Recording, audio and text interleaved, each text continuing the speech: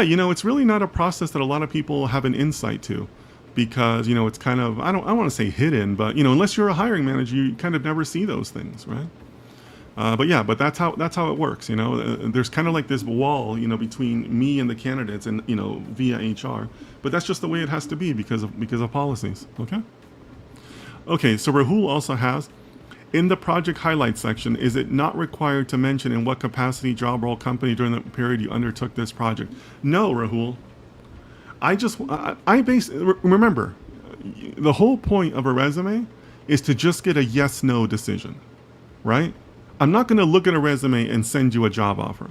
I just need to know if you're worthwhile to interview. That's all. That's it. That's all you're trying to get to, right?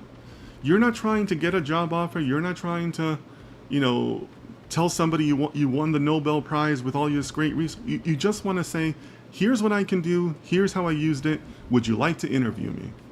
That's the entire message you're trying to get across. And again, coming back to me as a hiring manager, I've got a lot of resumes to read through, right? So make it easy for me to do that binary decision of yes, no.